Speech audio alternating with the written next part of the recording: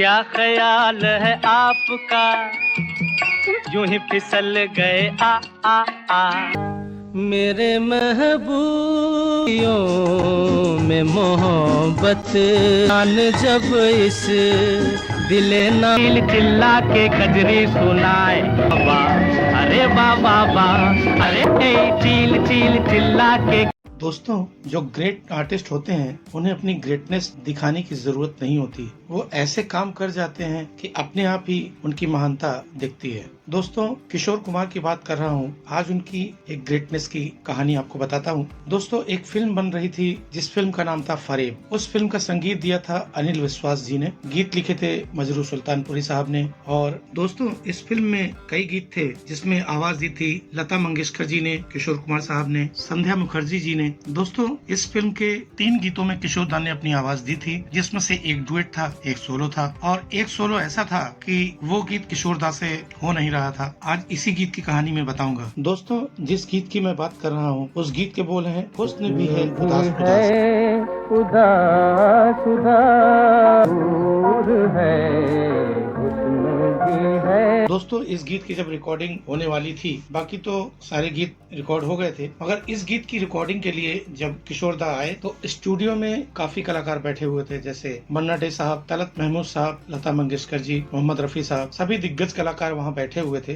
बाजू में कौन बैठे? मन्ना दे, रफी साहब, जीएम दुर्रानी, तलत महमूद, मुकेश जी, सब बैठे हुए हैं। और उनका ये गीत किशोर दा रिहर्सल कर रहे थे। अनिल विश्वास साहब उन्हें बता रहे थे कि ये गीत ऐसे ऐसे है। विश्वास जी म्यूजिक डायरेक्टर से पिताजी को गाना सिखाया, किशोर गाना सीख। दोस्तों, जिस फिल्म के लिए गीत रिकॉर्ड हो रहा था, फिल्म फरेब थी, जो 1953 में रिलीज हुई थी। इस फिल्म के हीरो भी किशोर दा ही थे। फिल्म बनी थी फरेब।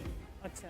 पिताजी हीरो थे। तो दोस्तों, जब ये गीत की रिहर्सल अनिल विश्वास साहब किशोर दा से करवा रहे थे तो उनसे ये गीत सही से गाते नहीं बन रहा, क्योंकि ये गीत नहीं बल्कि गजल थी। और आपको तो पता है किशोर दा एक ट्रेंड गायक तो थे नहीं, उन्होंने किसी से संगीत की शिक्षा नहीं ली थी। इसी वजह से कई संगीतकार उन्हें पसंद नहीं करते थे, जैसे सलील चौधरी हैं, नौशाद साहब हैं, ओपी नैयर साहब हैं, ये लोग उन्हें कम ही पसंद करते थे। तो जब किशोर दा से ये गीत सही से नहीं गाया जा रहा था तो अनिल विश्वास साहब ने गुस्से में किशोर दा से कहा, तुमसे नहीं हो रहा तो तुम घर जाओ। तो वहाँ पे मन्ना डे साहब और कई आर्टिस्ट भी बैठे हुए थे, उन्होंने कहा होगा, मगर अनिल विश्वास साहब गुस्से में बोले, नहीं नहीं तुम घर जाओ। तो फिल्म के डायरेक्टर थे, उन्होंने कहा, अरे आप किशोर दा से ऐसे कैसे बात कर सकते हैं, वो तो फिल्म के हीरो हैं। तो अनिल विश्वास ने कहा कि होंगे वो हीरो होंगे, मैं मेरा गाना गड़बड़ नहीं होने दूंगा, अगर सही होगा तो ही रिकॉर्ड होगा। नहीं, ये गाना गजल टाइप का है, मैं तो फट से दूंगा नहीं, मेरे को पहले ही हैज टू प्रूव।